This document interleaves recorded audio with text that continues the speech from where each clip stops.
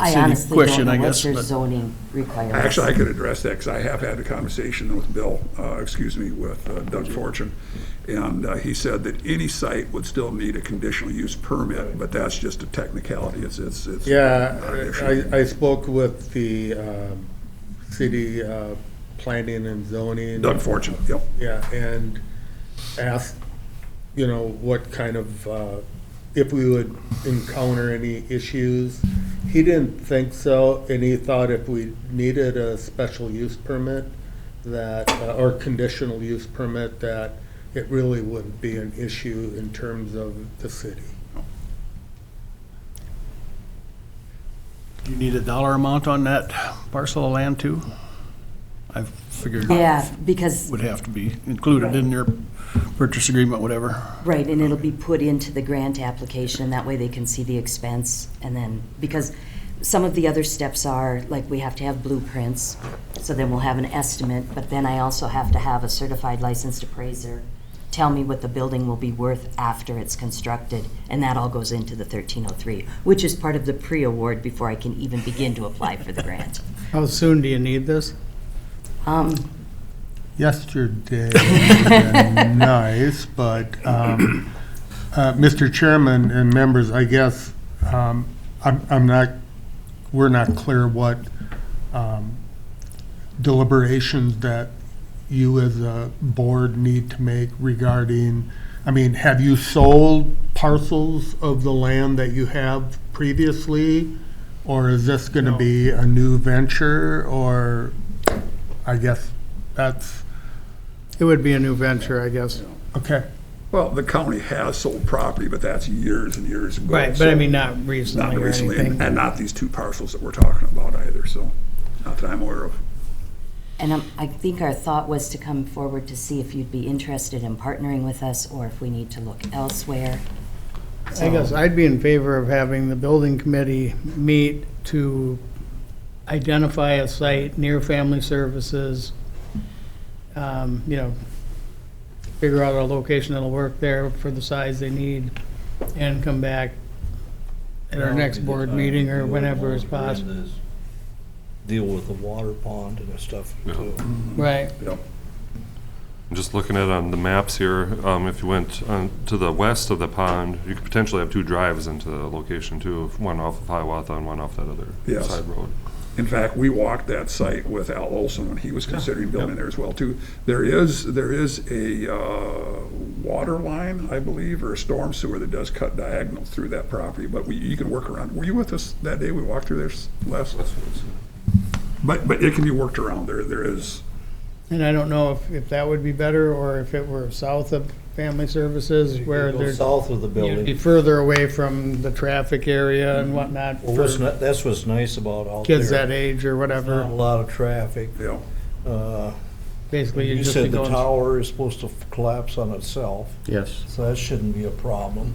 you don't want to get too close because there's ice that falls off anyway, so Yeah. that's got to go somewhere, but it's not going to fall over like a guide tower. If it, guy wire tower, it's just going to full collapse on itself, so it's not like it's going to crush a building or anything. As far as I'm concerned, it either go to the west or to the south of the building. Both are pretty big footprints, so. Mhm. 'Cause that building wouldn't be half the size of human services there, so I mean, there's plenty of room to work. And we're looking at, could you consider something in the area of 20,000 square feet, or 20, I think, That half acre, we're looking Yeah. at 150 by 150. I think 150 by 150 would fit just fine out there. that's roughly a half an acre, Yeah. correct? Yeah. Yeah, I think you'd have plenty of options there. That way, we can meet the requirements with respect to the building and playground and, That's 75 square foot per child, so. Yeah. I think the site, either site would work, but I think that one would be very, very conducive because of the commonality that we got again now with the development out there, with the Kieran Hands Dental out there, with Health and Human Services there, with Minnesota West out there. I think it would be a good location because again, as far as convenience for parents bringing their children, it's not going to be out of the way. And obviously, of course, you've got the Head Start bus that brings the students as well too. So I think it's got a lot of good possibilities for us. In fact, we had our meeting, was it a month ago, 2 months ago? The SMOC group does travel around from county to county. You know, SMOC is Joint Powers. So we actually hosted that at the Health and Human Services building last month or the month before. So everybody in the committee, everybody on the SMOC board is familiar with that site out there as well too, so. Oh, we love Pipestone. So, You'll love us yes, better if you give it to them. what would, Well, yes, sir. what would you expect or envision the process would be for the county to consider this and come back to us with some sort of a proposition so we can move forward with the application? Right. Yeah, building grounds, yep. You guys meet before our next meeting, and then we can bring it to our next meeting for approval? Yep. We'll try to come up with something by our next meeting in 2 weeks. Perfect, thank you. That would be wonderful. Then a question for Domain then, what restrictions do we have placed upon us as far as selling property? Do we have to have it appraised first, or can we come up with our own dollar amount? Or can we come up with a dollar amount realizing we're also going to be subsidizing this program, which we're a part of through our Joint Powers Group? You don't need an appraisal as long as you're selling already county-owned property and not tax forfeited property.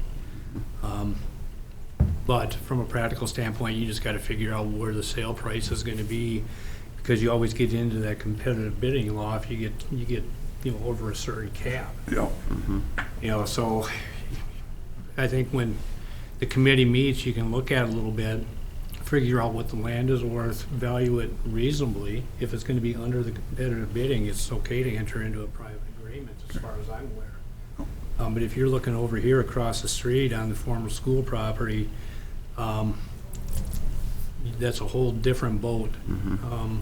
Yeah. Steve had asked me to look into that a little bit, and if SMOC was a governmental entity, you could proceed very differently than you could with the private, but SMOC is no different than when PDC approached the board saying, hey, I want some of that land, or when, I can't remember what company it was, but they wanted the southwest part of the fairgrounds to build. It was the same type of deal. And you were looking at a little bit more money out that one, but if you get north of town and you keep that price down, we may not be in the competitive bidding area. So even though SMOC is made up of a Joint Powers Group, they're still considered a private entity. They're still not considered a governmental I don't see it's a entity. government entity at all. No, we're not, we're private nonprofit. Okay. Yeah. Okay. Is your building taxable in Worthington, or is it no tax? It's no tax, isn't it? No. Yeah. Okay, tax exempt? Tax exempt. I'd have to do just a little bit of research too to give you guidance on the sale process. Like you said, the county hasn't done it for ages. Right. And if the county hasn't done it for ages, I have no reason to look into the process. Yeah.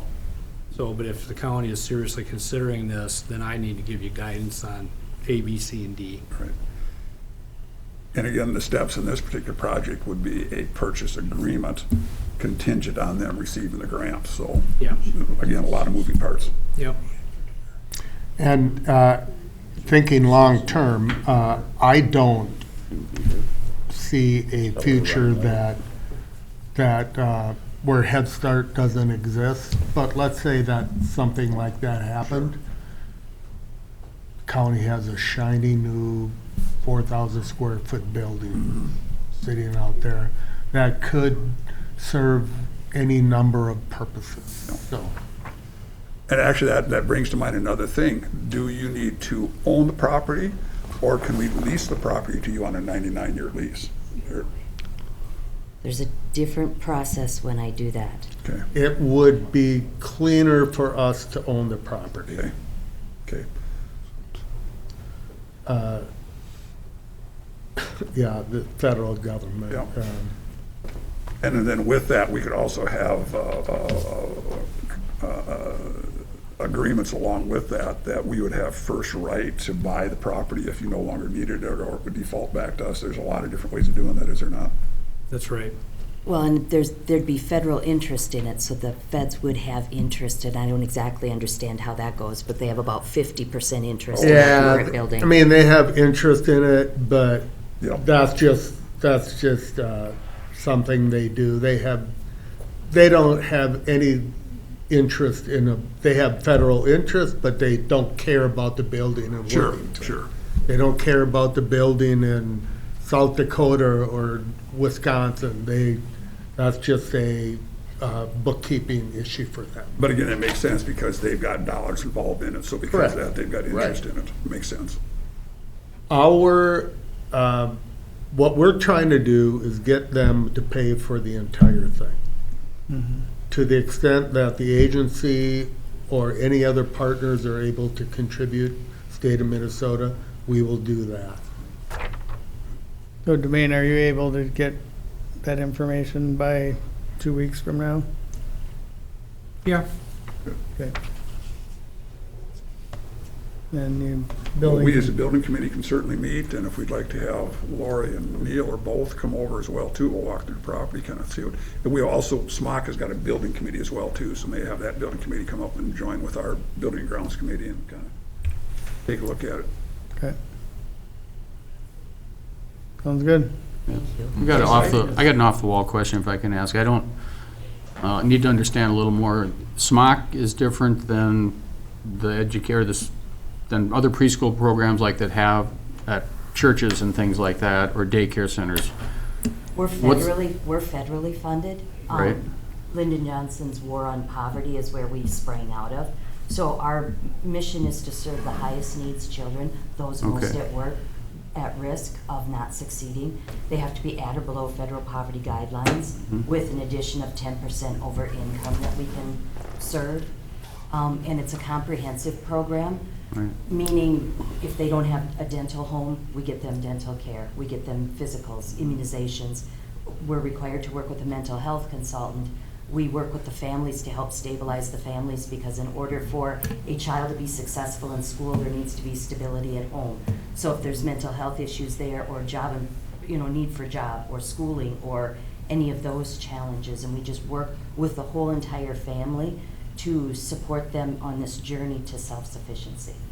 So we're about 80% federal, 20% state funded. Okay. So very different than just your normal run-of-the-mill Oh, daycares, because totally, there's yeah. such a shortage of daycare centers in virtually every community, and they're always looking for, obviously, getting staff too, but we're short. I mean, people are looking all the time, so. But it's based on income levels of how the children Right. are Yes. into this program. And currently, I just do my early Head Start in home base, but that's a move that they're trying to do, early Oh, Head sure. Start centers. And then, so there's I didn't bring it with, my Head Start performance standards, so there's the standards that we're required to follow, and we do all kinds of like developmental assessments. We partner with the school districts because they also, Sure. there's services they provide that we're not supposed to provide because Oh, we're yeah, not the supposed to overlap. picture of the- I was gonna show Yeah. Deb's, a Oh, okay. picture of this Oh, is our good, thanks. Worthington building. Oh, sure, okay. You serve 20 kids right now? Yes. How many are available for the Head Start program in Pipestone County?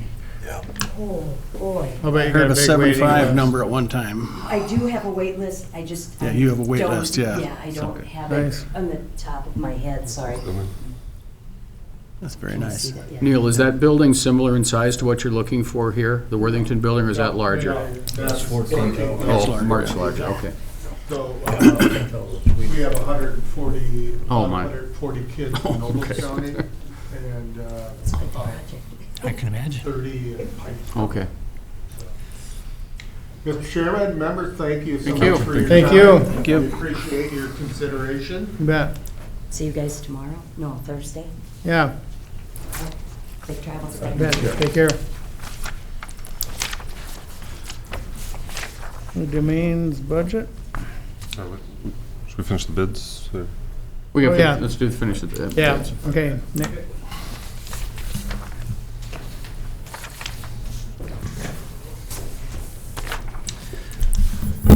All right, we checked all the bids and all of them checked out. So no corrections, so I would recommend awarding to Sweetman, Sand, and Gravel out of Curry. Mr. Chairman, I'll make that a motion. Go ahead. Arm wrestle? Yep, we'll arm wrestle. I'll second Les's. Okay, any discussion? Hearing none, all those in favor? Aye. Opposed? Motion carries. All right. Thank you very much. You bet. Now Domain's budget. What's that? Go to Domain's budget next. What do you need to know? How much did you take out of it? Salaries, I did 2% plus the 3% cost of living for 5. Most of the line item vetoes that we have with the law firm, OOB, I did 1%. Everything else, I looked at what we spent versus what we had budgeted last year. Most of them stayed the same or went down. Across the board, when I did the math, my budget increases 4.2%, I believe. And again, salary, para, Social Security, those things which are driving it. I'll put it in perspective for you. I did a little research this time. Usually I don't do that. And I just, you all know how busy we are. You see the county attorney reports and how many pages we have there. So I want to compare Pipestone County to see where we're at with the comparable counties around us, Murray, Rock, Lincoln. And I looked at what are called CR cases. And a CR case is a criminal case, misdemeanor, gross misdemeanor, or felonies, where you have a chance to go to jail. I didn't worry about CV cases that are civil, CO cases, conciliation court, juvenile cases that we handle. I just went to the CR cases to see how many were opened in these counties in the first 6 months of this year versus Pipestone County. And then I was also able to look on what I was doing to see how many were opened by citation, meaning the officers give someone a ticket for misdemeanor driving after revocation or misdemeanor domestic, something like that. So Murray County in the first 6 months had 57 total cases opened. Let's see, 25 were opened by citation. So that means Travis Smith over there in the first 6 months had to do 32 formal complaints. So he was doing 5.1 complaints a month. Rock County, which is probably the most similar in size to us, their county attorney's office did 47 cases in the first 6 months. And 22 of those were by citation, 25 by formal complaint. Lincoln County, the lack of a law enforcement presence up there really rings true. 27 cases in the first 6 months, CR cases, 8 by citation, 19 by formal complaint. Pipestone County, 104 CR cases in the first 6 months. We had 12 by citation, 92 formal complaints. And that's a trend that's been going back about 2 years. It just started growing and growing. And July was not going down. August did not go down on our number. We could hit over 200 CR cases in Pipestone County this year. We are busy. That's needless to say. And we are busy. I chalk it up, not because we have more of a drug problem. I mean, out of these 104, 50 of them were drug cases, and most of them were low level. You know, possession of THC resin, which is a felony. Type of stuff like that. I think the drug problem is just everywhere. We have a sheriff's office that doesn't sit on the shore and wait for the fish to come to them, or sit in a tree stand and wait for the deer to come to them. They go out hitting the fields, and they go doing their job. And because of their hard work, that's what's, you know, doing this. If they just sat back and didn't do anything, didn't respond to calls, or didn't actually investigate, if they just responded to calls, I'm sure our numbers would be down with Murray County and we'd be down with Rock. But, you know, it is what it is, but we are a busy county here. So, I will say one thing, the juveniles, juvenile delinquencies, juvenile petty offenders, those are down. Good. The last 3, 4, 5 years, and they were slowly declining all the time, but the juvenile offenses are down. We are seeing probably no more than about 10 kids come in for little silly stuff. I mean, there's really no felonies out there for the juveniles anymore. You just don't see it. I don't know, is maybe the presence of the school liaison officer out there. It's something. But they are good, but at the same time, our child protection cases are up. Because every time they go into a house with a search warrant, and there's 2 or 3 kids in that house, those kids get pulled real fast. Especially if there's drugs. Placements go up. We see more termination of parental rights and long-term permanency cases because the kids are in placement for 6 months or a year and nothing has been remedied. So, it all kind of runs together, but at least I'll say the delinquencies are down. So, yeah, Dan, you were gonna... I would just say, Chris and I sit on the law liaison office with the sheriff and also with the citizen group as well too. And I'm quite proud of the work they do. I think we've got an outstanding sheriff. Everybody should be, from the top on down, those guys are really good at what they do. Yeah. They're fun to work with. Yep. It's a fun department, really get to know the guys up there. But They really are. They really are. and I've been asked to go along on a couple drug busts. That's impressive to see them guys in action. That's something you wouldn't believe, but that's a well-run organization. Mm-hmm. There's a lot of experience too. There's not a whole lot of deputies that don't have, that have a little experience. Everybody's been here a while or brought previous experience with them.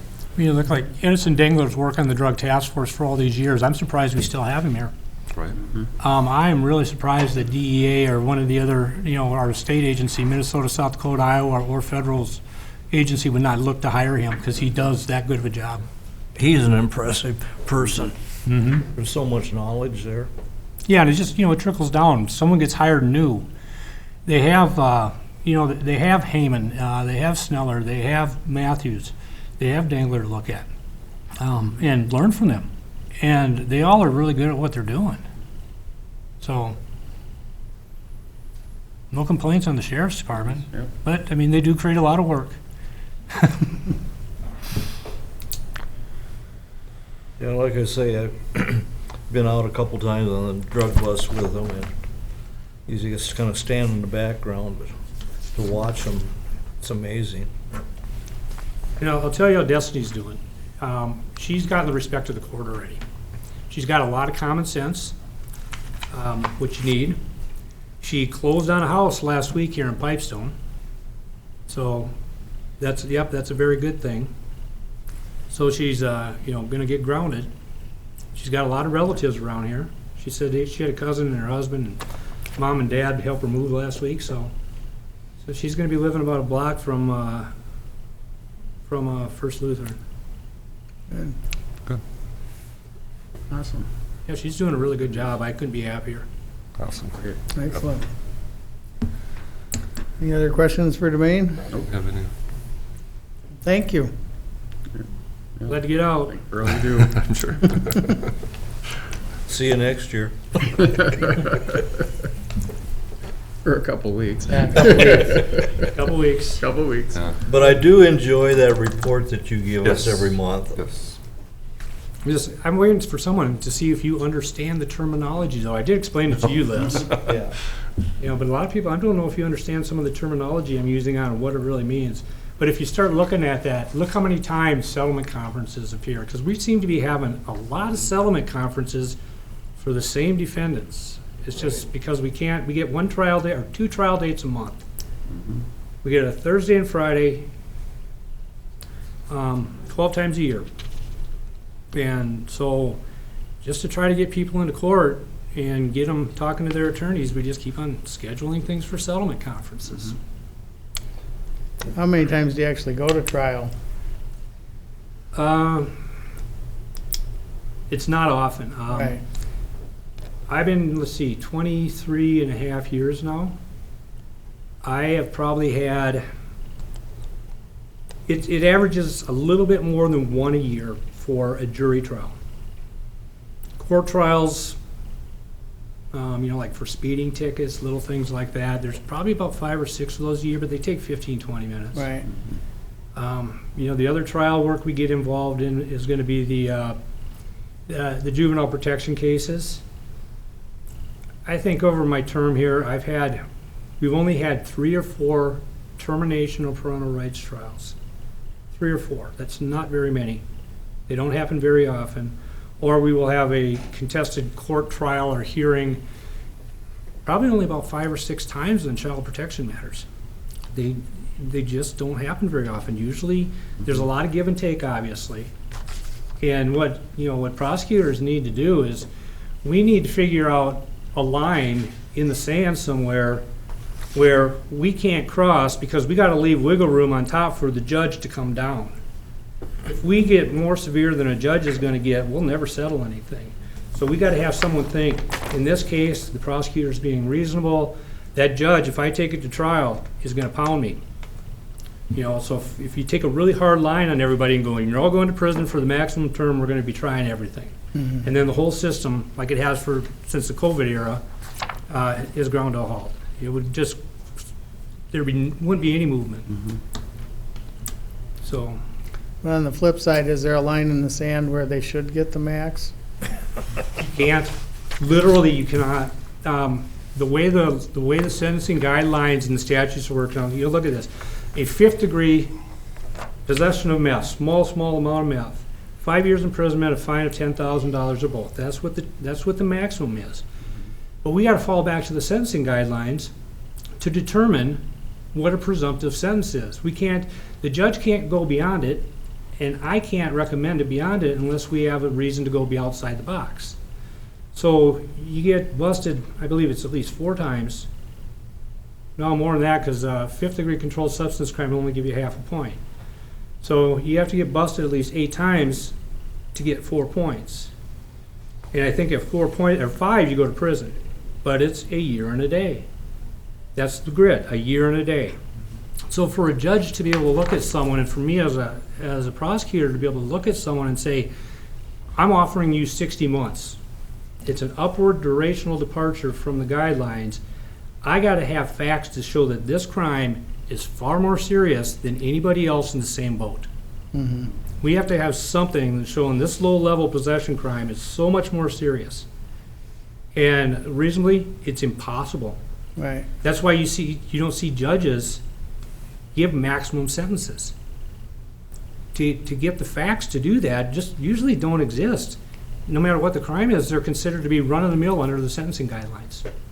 I mean, obviously, if you had a more serious crime, at some point, you would think that they'd get some prison time? Every crime in the state of Minnesota is assigned a severity level and then falls in the 7-box grid, 0 to score 6, every crime.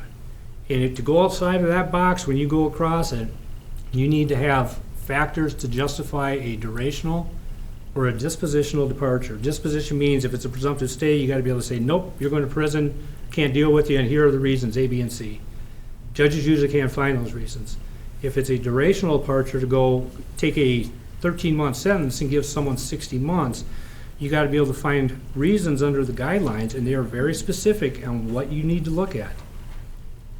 And you can't look at the past history. That's already determined in the guidelines. It's already in there.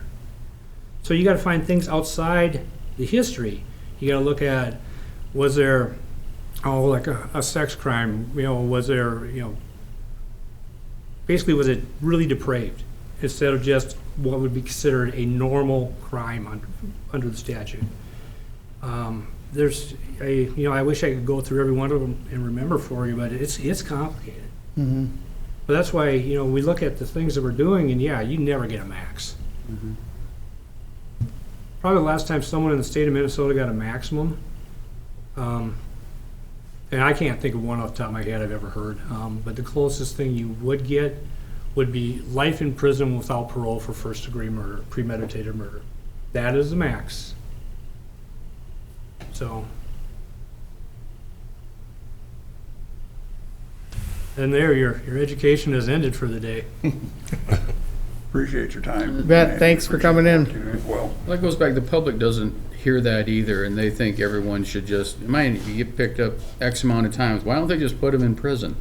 I mean, that's the Right. sentiment that's out there. How many times do you get to do this and you don't go away?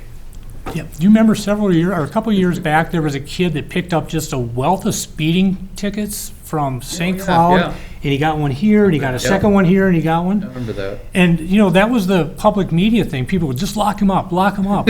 Well, every one of them was, at most, a misdemeanor, 90 days in jail. The time would not be consecutive, it would be concurrent. So if he was convicted of all of them, you give him 90 days in jail, he's out in 60, and it's done. And we don't know where he's at because we have warrants out for him. Rock has warrants out for him. Everybody else has warrants out for him because he never appeared. He never showed up. He never showed. Ready to Yeah. get somewhere. But that, I mean, that was the public cry there I was hearing. People are, you know, writing stuff and posting it on the news sites. Lock him up, throw him in prison. Prison wasn't an opportunity. It's local jail time at most. So, no. And we've noticed the jail lunch budget is higher than normal, so it's all your fault. Keith was telling me about that. Not really his fault. No. It's So the the sheriff's bill fault. was about $5,000 last month. Yeah. Well, got no more questions for me? I'm gonna go back to the office. Good, thank you. Thank you. Okay, Thank you. thanks. Have a good day. Thank you. Thanks, you too. Always Susan, enjoy visiting with you. Oh, yeah. or Nick, you Same have here. Yes. anything else? I had a question for debating. Oh, Okay. okay. Sounds good. See ya. Yeah, See ya. Hello, Susan. morning. Thanks for being patient. Oh, no problem. Happy to be here in person and all that. So I have a little bit of report for you and our budget, our funding request, which I think you have copies of, our Yes. funding request. Yep. And I'll tell you, what we're really looking at for our increase is maintenance on our buildings. And we own 5 historic buildings in Pipestone. And it's a lot of work. I know you guys know about that, so. So we're asking that the increase in funding go towards the maintenance, continue maintenance and rehabilitation of the historic properties. We had we're working on our grant for the Ferris Grand Block. I know you know about that. And COVID put our architect behind, and we missed the next deadline to get the construction grant going this year. So also, the project was split into 3 to 4 phases, with the first phase agreeing that the work on that building needed to be done, the north facade, the front of the building, and that needs to be entirely re-tuck pointed and possibly rebuilt on the top of the parapet, which is ridiculously expensive. But so over this next year, we're going to be, really working on that grant because we'll apply next July. That's when the next deadline is. And we also need to be lining up matching funds. So we're looking at additional grant money, donations, things like that, because it's a very expensive first phase. But then again, for the first phase, it's very visible to the public, so people will know this is happening. It'll be a great thing for downtown. It's interesting with that building. It looks pretty good. It is. It's a solid building. It's not going to be falling down anytime. But my goodness, the amount of work that needs to be done on that building, which really concerns me for the rest of downtown, but we're working towards that. So we have the Ferris Grand Block, and then the L building, which is the lobby of the Performing Arts Center. So that is actually 2 buildings. The Moore Block on the corner there with the gargoyles, the museum building, and then we also own the schoolhouse out at Moore Park. And we've been putting some work in on that. This summer, we're putting a new steel door on. The old door is rotting. It's not original, so we didn't have to worry about that. We just needed to make it secure. Last year, we were able to do some work on the interior ceiling. It had a lot of water damage, so we repaired a few of the cedar shingles, and then repainted the interior, and we had a great summer program out there with Diane Hansen, and we also we started schoolhouse games out there, and great response from the kids and adults. Maybe not for the games, but we do have a lot of adults that stop into the schoolhouse as well. You know, we're doing okay. We're really hanging in there. You know, our board is conservative. We feel our responsibility greatly, especially in the historic preservation of these buildings. But we have a lot of other aspects to our operation. This year, we have been able to really step up our programming, because this is why we're here. We need to be serving the public. So we've been taking programming out of the museum. We're doing it around different areas of Pipestone. We've been using the community room a little bit because that's a great place to have programs. We've also been going out into the county and holding programs around the county, and we have had a great response. It's very encouraging to do that. So we're going to be doing more of that. I just met with the Jasper Historical Society yesterday, and I got to tell you, they're struggling, but we're in communication now, and I'm excited to be able to work with them to kind of get back on track down there as well. They have a lot of struggles in Jasper with their historic building preservation and just the museum organization, and kind of making sure that they have a community presence there. So we're going to be working with them more often on that. We also reorganized our volunteer program at the museum. Of course, you know, 2020 shut that down completely, although it wasn't as vibrant as it should be. And we had time, I guess, you know, during 2020, we really had time to stop reacting and start planning and being more concise with our plans. And so we reorganized our volunteer program. We have a lot of volunteers. We have 27 different volunteers to date, and we haven't been able to do some of our large fundraisers, but we have these volunteers working on specific projects within the museum, research projects, filing projects, just all kinds of in-house opportunities, because we do only have 3 staff members, and we're working at a high level, I think. We have 1 full-time and 2 part-time staff right now.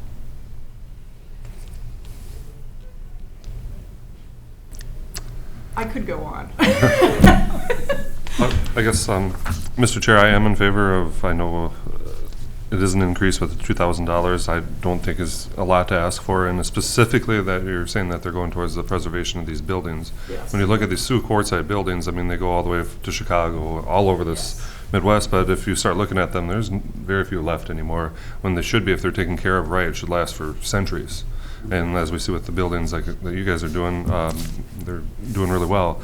Now then you have these private owners that own these buildings, and that's not always the case. They're not always putting the time and effort back into that. So I'm really happy to see that you're focusing on those buildings and preserving them and whatnot. We're hoping to set an example. Exactly. Because it can be difficult to care for these buildings. It's expensive, but to find the qualified workmen to do the repairs. So we're trying to go out there, find these things, and be a resource and an example to others. Pretty fair to say that these buildings are irreplaceable. Yes, yes.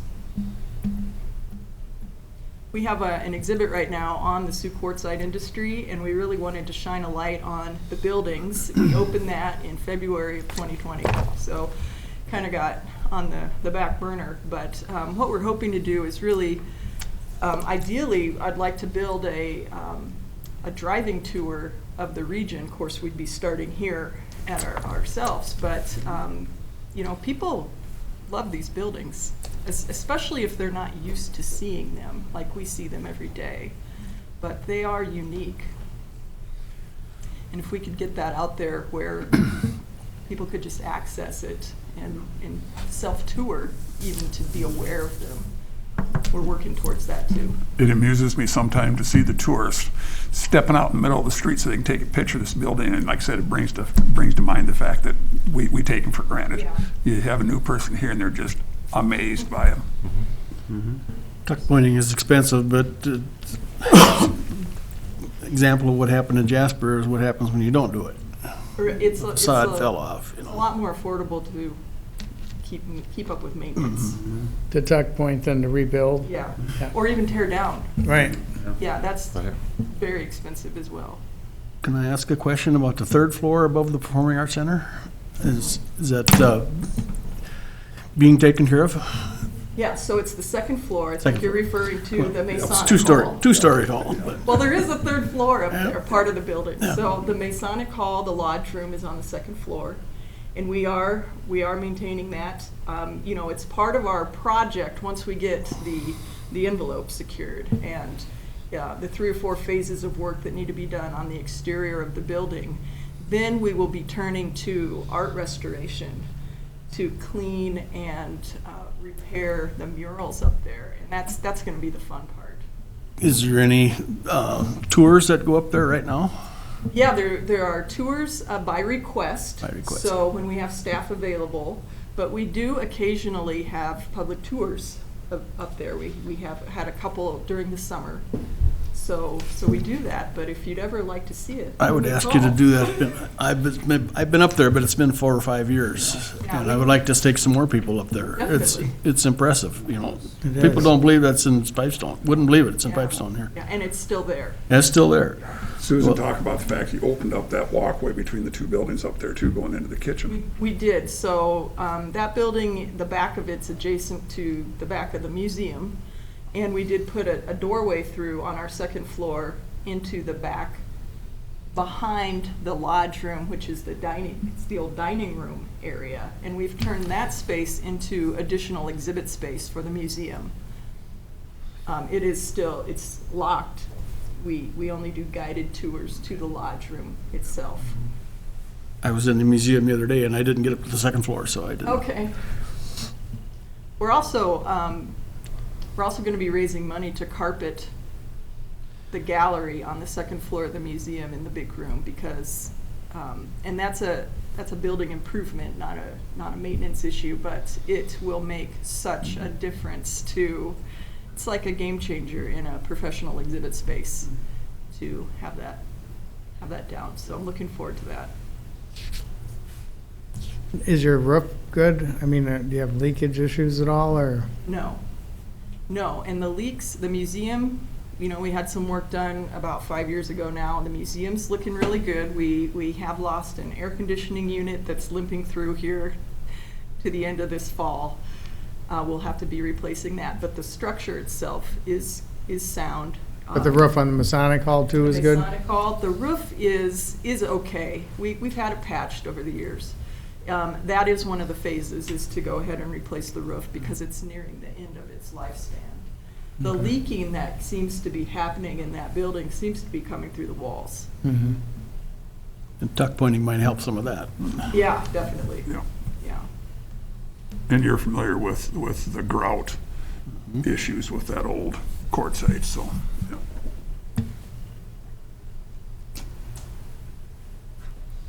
Thank you for the work you do. Appreciate it. Yeah. We do really rely on county support and really appreciate that.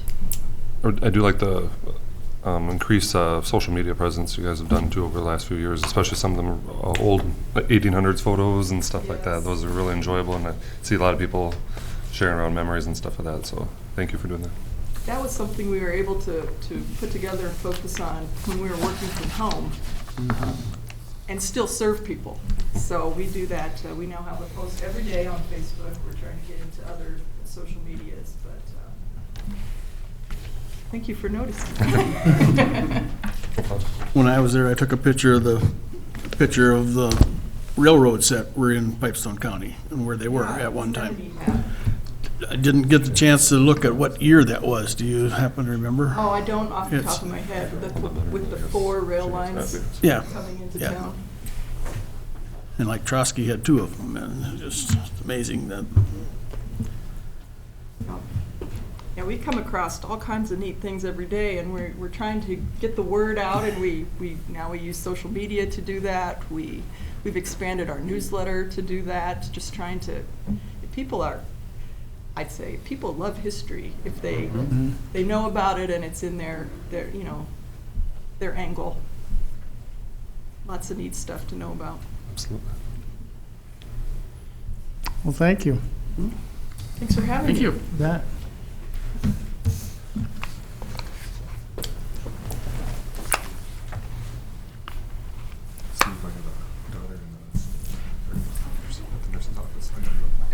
Casey. next. I got a kid in the nurse's office, so I gotta. Oh, no. go pick one up. 'Tis the season. I support this. Thank you. Send Casey.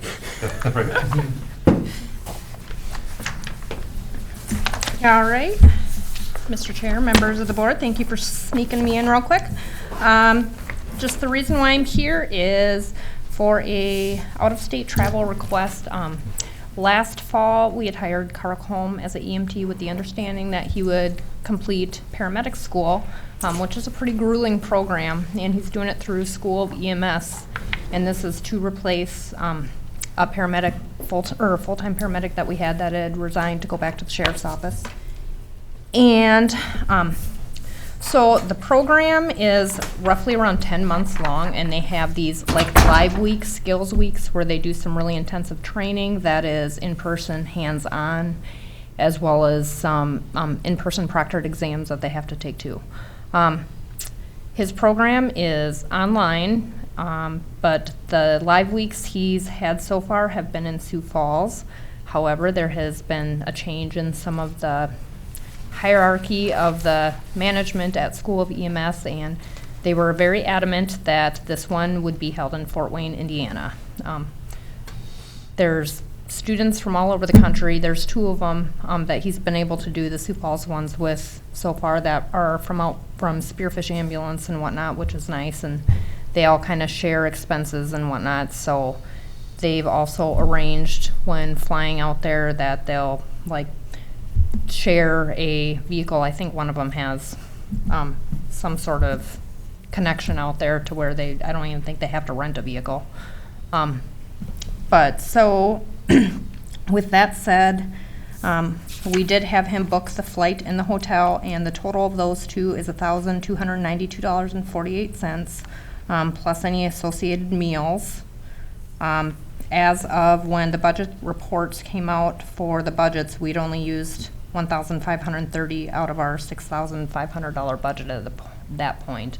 I know we've signed a couple people up for conferences since then, but it's very minuscule. We have less than probably $1,000 of additional expenses since then. So I know we have probably $4,000 in that budget yet. So with not much else for the remainder of the year that I can foresee anyway. So we're well within our budget. So with that said, I'm requesting for board approval of out-of-state travel for Carl Combe to go to this paramedic live week.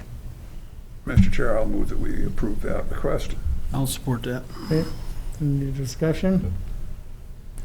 Hearing none, all those in favor? Aye. Opposed? Motion carries. Thank you very much. Thank you. What was the cost again, Casey? $1,292.48. That's for hotel and Flight. 48 cents. Hotel and flight, and then meals on top of that. Yep, meals will be on top of that. Okay. Casey, you're presenting at Kiwanis Yes, in a sir. little bit? Great. I just told Melanie that I am going to be late, so you'll do a great job of Melanie. Sounds good. When is this training? When is it? Yeah. It is next week. Oh, next week, Yep. okay. They were fighting to get it here, but we had them book in advance in case it didn't work out, and obviously it did not work out. So is he getting close then, or? Yes, He, I believe, takes the final exam the first week of November. Okay. And then after that, it will be the national psychomotor exam, the skills exam. And then after that, if he passes all the components of that, because that's pretty rigorous, then he'll take the national written exam. So, and we just found out yesterday one of our EMT students passed his EMT test, so he's Excellent. certified. So Good. just have a few more to go. So hopefully, and if anybody ever has any recruiting ideas and whatnot, please let me know. We're all ears. Okay. That's never ending. Good. Thank you. Thank you. Easy. Okay, back to Rural Minnesota Energy Board Joint Powers Agreement. I can try to present this if you'd like me to, Steve. Please do. Yep, as you know, I'm our delegate on the Rural Minnesota Energy Board, and basically it's just our joint powers agreement, and we've gone through it, and there's just a few things that need to be updated on it, pretty boilerplate, nothing that really stands out at all, so I would recommend that we approve this. Did you have any specifics on it that you knew about, Steve, that I had overlooked? No, Luke went through it and just found a few items, a couple items that didn't. I just have two typos, I Grammatically makes think, sense. that they should probably correct, and I had one question. On 1.4, I was just curious, like, give me an example of when that would happen, or for what purpose would they ever sell or issue and sell revenue bonds? I don't know, because of course it's all funded through the county's contributions. Right. So when this would ever come up, I don't know. Because, I mean, at some point in it, it talks about, like, they could potentially own stuff, or, but, I mean, they don't really own any. I wonder if this has more to do with, the CERTS program and so forth, but that, again, the CERTS program is a completely different thing, so I still don't know why we'd ever need revenue bonds for that. Right. Otherwise, I can just point out, like, right here, there should be a preposition of some kind, just to have it make sense. Just on a typo there, yeah, I'll let Jason know that. And then Just red line. on this one, I'm pretty sure that word should be property and not personal, because it talks about both real and personal. Holding disposed of personal, both real and personal. It should be Property. property, both real and personal. Yep, I think you're right. So if they just, Clean up that clean up those typo. two things, I guess I'm okay with it. I think we can just redline those and on our agreement that we sign, just circle those and make the change on it and send it to them. I think it'd be fine. Right. I would think so.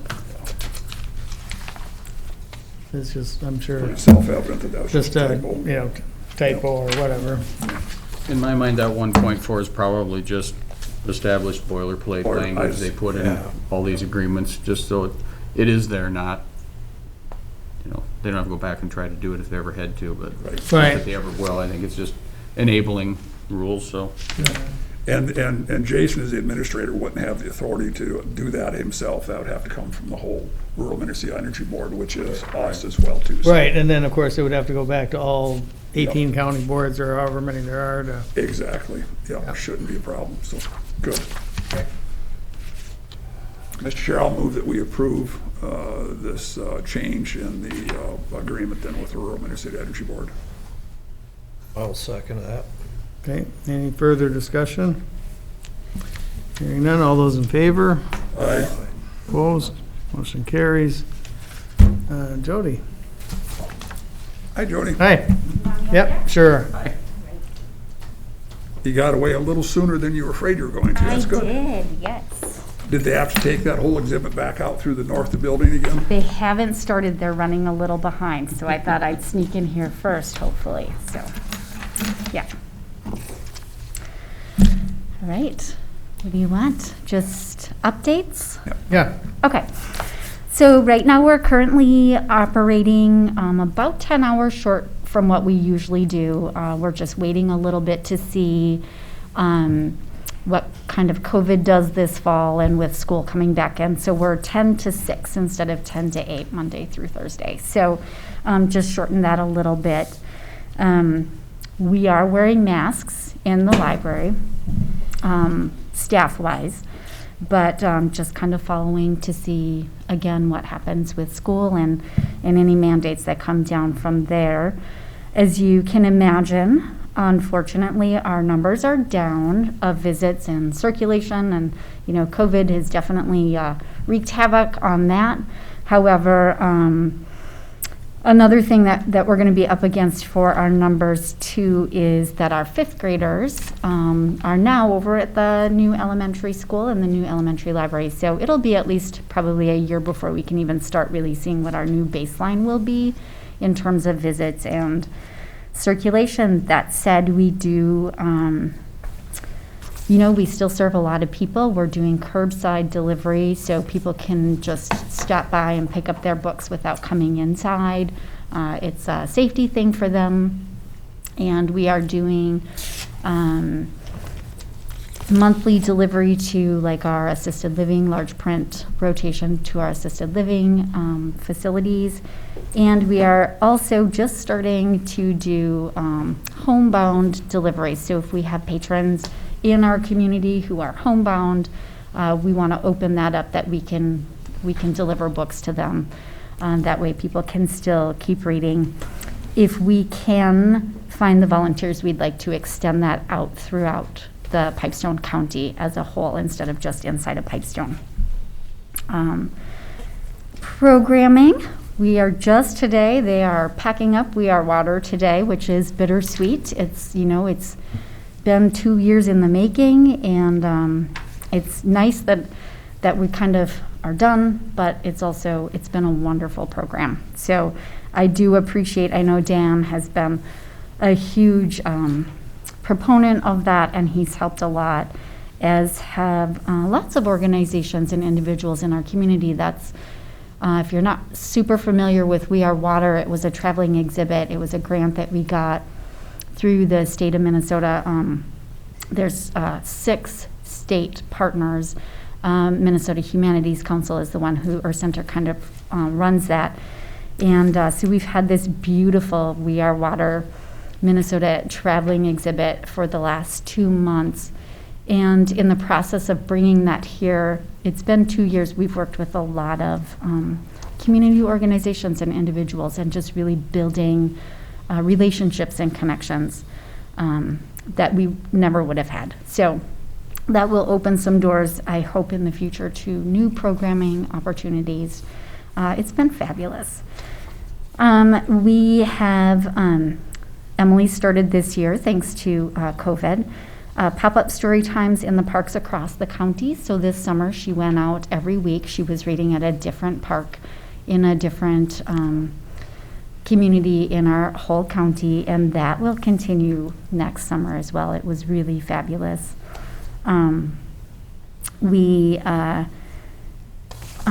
Obviously our programming is fairly limited. We haven't really been doing a lot of in-person, in-house programming, but we're working on it, and we're pivoting and doing what we can to continue to serve our patrons. Our grants, I do have to say thank you very much. I was here a year ago, and you guys said, hey, you should really apply for the county grant. And we did, and we got $5,000 from you guys, and our friends of the library also applied. So we ended up with $10,000 to use for our nonfiction collection, which, if you know anything about nonfiction, some books are timeless, but a lot of books should really age out pretty quickly. Medical and technology and our social, those kinds of books should, they're not meant to be on our shelves forever. When I started at the library 6 years ago, the average age of our nonfiction collection was 1973, which means when you pulled a book off the shelf, you were reading some really outdated information. Thanks to that CARES grant to us, as well as to our friends of the library, we had $10,000 to spend on over 600 new books for our nonfiction. And now the age of our nonfiction, adult nonfiction, is 2000. So we made it into this century. It's super exciting for us. As well as it really has opened up our offerings to our adult community in a way that I think is so important. Just a fabulous collection of new books, so thank you. From the bottom of my heart, that's amazing. And we are finding ourselves now with another gap. As the fifth graders moved out of our high school and middle school and into the new elementary, they took a large portion of our middle grade novels with them, our middle grade, our junior fiction and nonfiction, just because the school had purchased those, or we had purchased them with an eye on that fifth grade age. They were predominantly being checked out, so they went to the new elementary school. It's about over 2,000 books. So PAFL, Pipestone Area Friends of the Library, is looking at ways to help us boost that and bring it back up to par so that we have the materials that we need in there. And then in terms of budget, we're just, we're plugging right along. I do appreciate our county support that we have received. Our city is at $116,150 a year, and we did ask them for an increase of roughly 3.3% moving forward for next year, so that would bring them to like $120,000. So that's kind of where we're sitting right now. So the elementary school has their own library? Yes, they do. Yep. And they serve in their pre-K through fifth grade now. So. And what is it that you're trying to replace then? So our so fifth graders, kind of that fifth, and some kids read up and some kids read down, right? So our fifth graders, when they moved over to the elementary school, there's a certain portion of that collection that really, some of our fifth graders who were reading down really kind of went with them because they were in the library every week. And so they were checking out tons of books just voraciously.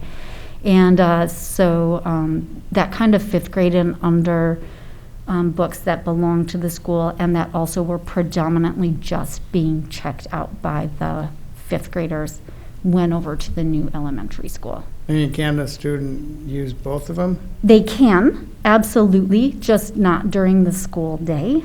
So they're absolutely, and they have, anybody with a library card, no matter what your age is, you get to come in and use it. But they were the school's books purchased through the school.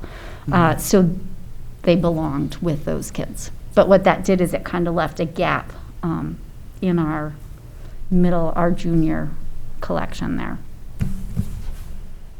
Yep.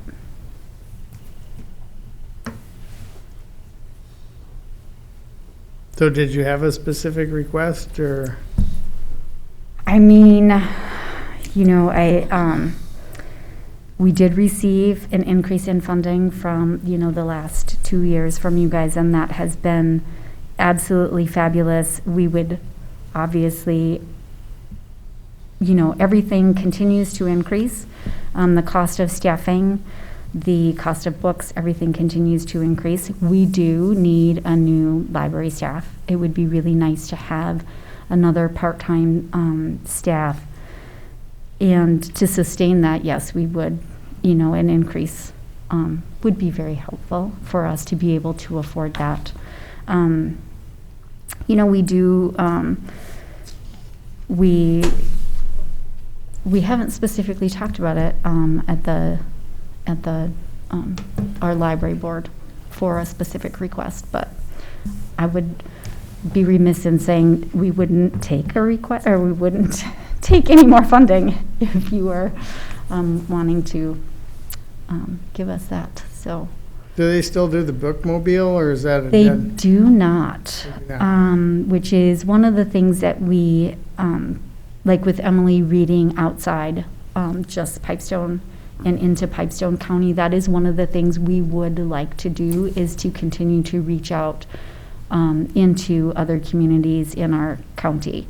But obviously to do that, it takes staff time, and time is money, so that that is something we need to do. We do provide books to the food shelf, books that have been donated or that have been weeded. We do provide them to the food shelf because we figure if you can't afford to buy your food, you can't afford to buy books, and books and finances go hand in hand, literacy and that.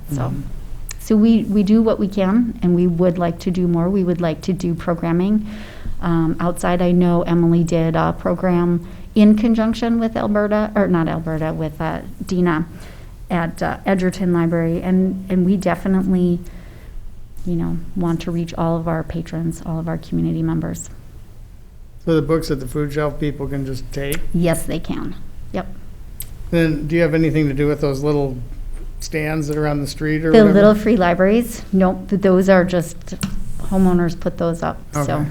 Yep, although we do actually, there are several who do come to us and ask if we have materials that they can use, and we do save, when we get gently used copies of particularly children's books, those are always very important. We do send them, we save them for them and send them their way too, so. Because those people just kind of take them for a while and put them back, or? Yeah, I mean, some take them for a while and put them back, and some take them forever and Right. exchange, for a new book, or just keep them at home, but, yeah. That kind of operates on the honor system, right? It, it really does, but I know that a lot of those, sometimes if a book doesn't come back, or if another book gets put in its place, it's okay. You do it because you have books that need to be rehomed. So, yeah. Yep. Any other questions, or? Just to bring you up to speed a little bit on how the funding works, we're doing here. The amount we have in the budget is the same as last year at this point, $62,336. The state funding, minimum state funding, has not changed. So that's still $46,486. And to my knowledge, that splits 60-40 Pipestone Edgerton, correct? Yes. That's the way we have been funding it. Yep. And then 2 years ago, the ask was to bring up the county portion of funding to be close to or in the realm of where all the other libraries or other counties were doing around the area, because we were extremely low, apparently. Yes. So we increased that to $12,600, and on the same formula, 60% Pipestone, 40% Edgerton. And then our annual Plum Creek allocation is $3,250 again, same as it's been for the last several years.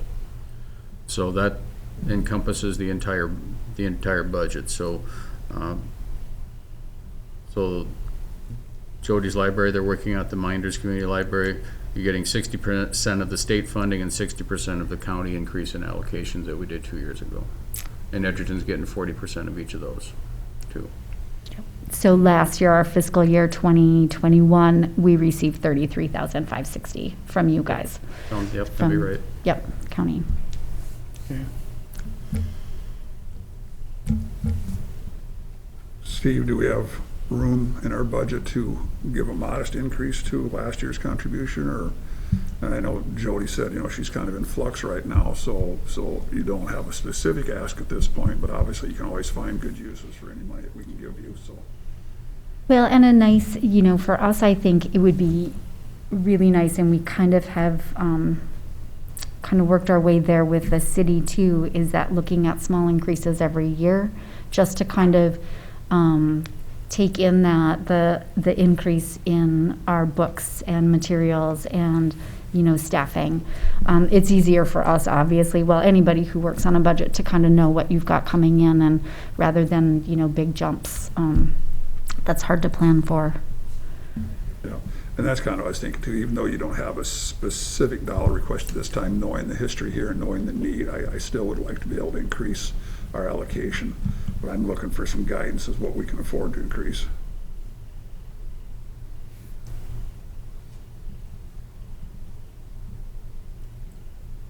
tried to do a percentage, 3% doesn't go very far on like 12,600. So if you're looking at a dollar amount that you want to split between the two organizations, say like,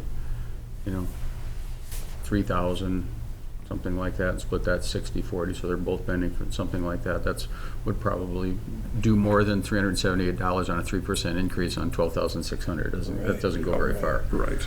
So it's like, or a couple $1,000, something like that, 2,000 to 3,000, whatever you're Honestly, thinking there. I was kind of thinking, going from the 22.3 to like maybe 15 total. If we bumped up to 15,000, or do you think we need to stop at 14,000? 15,000, that's doable. You can, it wouldn't have too big impact on your budget to bump that up to 15,000. So from the 62,336, what would that be? That'd be 2,400. That's split between the two. That would be split between the two, 60/40. Would like to be able to do more, Jody. Well, and I can tell you that a book averages about $20 a book, and so that's a lot of materials for us. So, I mean, that's fabulous. Well, and again, we don't make specific action on specific requests. That's part of the total budget, right? That's how this goes. Right. So pencil that in at this point maybe, and then see when we come down to the final analysis of where we're at. What was that number again? 20? We would be going from 12.6 to 15. Is that correct, Dan? Yes. But yeah. from the 62,336, what would that be? 2,400. That'd be a $2,400 increase to go from 12.6 total county funding to 736. 15,000. That'd be $2,400 increase. Okay. And then that 15,000 would be split 60/40. I got a question for you, Dallas. Crick, where are they setting with the director situation? In Edgerton? No, Oh, Plum Creek, the library group. because they've been operating for 2 years without our director? Yes, so So there's gotta been some big savings there. there have been, actually, in that, so they've been paying for an interim director, just a She's little. gonna be gone by the Yep. end of the year, I think. That's Yep. her wish. Absolutely. And I think they are on we just had a meeting last week with the advisory council, which is the directors, and they were kind of in negotiations, I think, with one, and they said they had two top contenders, and that either one of those would be fabulous additions for Plum Creek. So hopefully in the next little bit, they'll nail something down here. So if they've had some savings, what have they done with that money? Well, that's a good question. They bought that new vehicle, and they had to outfit it Yes. with everything. That's on the road now, I believe. That is, it has been for a while, yep. And one of the, I know, they had been, Plum Creek has slowly been losing money every year, so that kind of also has been helping kind of fill that in. But yeah, I that would be a question probably for. What does the new vehicle do? So it's, Delivers the books to all the different libraries on a daily basis, right? Her name is Daisy, by the way. yes, yes. We don't want to push too hard on Plum Creek, though, because both the Minders Community Library and Edgerton Community Library, they don't recognize us as community libraries. They're thinking they're private, so we might get kicked out of Plum Creek. Well, that'd be all right in a way. Well, We'd give all the money to Jody. I don't know if that'd be enough. We would lose a lot of. resources. A lot of resources, all of our digital platforming, all of our computer cataloging, and there's a lot of resources we would lose that way. But yeah, I don't know that they're looking at us. I don't think there's a look yet at us not being. We are a public library right now.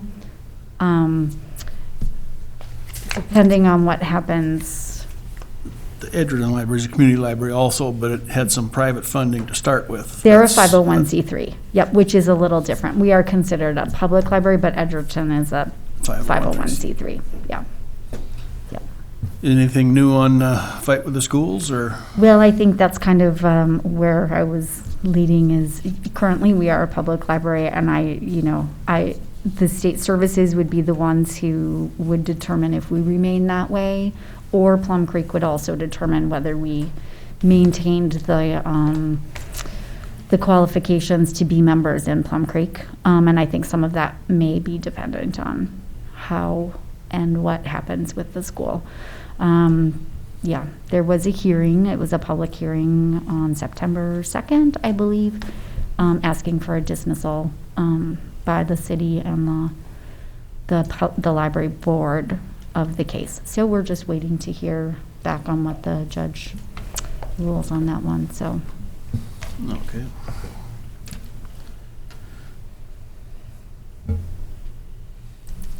Any other questions for Jody? Well, thank you. Thank you. Thanks much, Jody. Always a pleasure. Have a good day, guys. Thanks, Jody. Bye.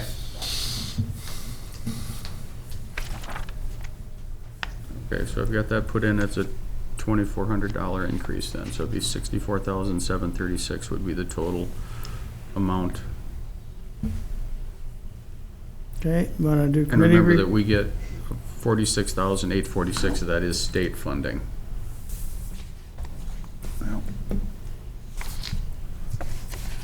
Oh, of that amount, 46 is just a pass-through from the state? Yes.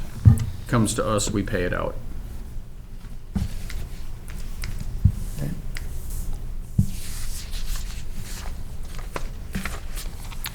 We do committee reports quick?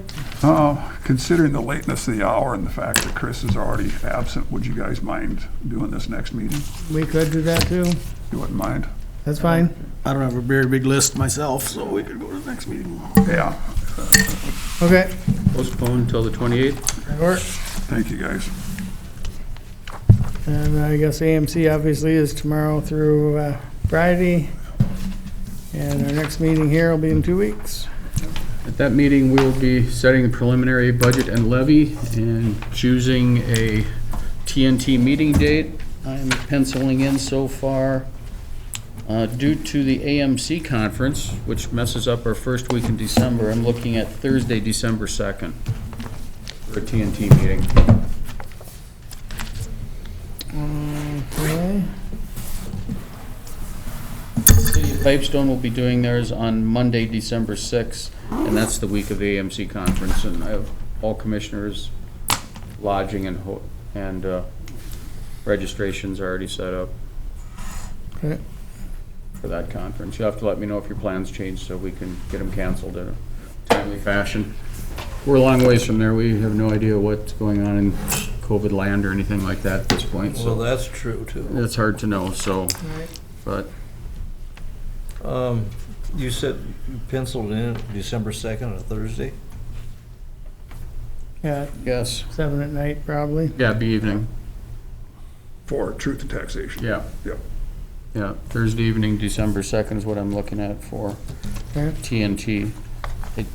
We could go later than that, but we could go, I just like to get it done early. Right. Yeah, that's what I think. Get it done. But we can, if you have any, just thinking about if that, something comes up or we, if something's happening, whatever, we can deal with that too. We have time to make change, but we do have to set it on the meeting on the 28th. Okay. Preliminary. Yeah, preliminary levy, budget, and TNT meeting date on the 28th. Move to adjourn. Okay. Support. Second. Okay. All those in favor? Aye. Opposed? We are done. Thank you, gentlemen. Luke, we'll try to figure out a time to get our, we'll try to figure out a time to get together then with their building committee at SMOC, and we'll go out there and walk around out in the weeds. Yeah. It's not important.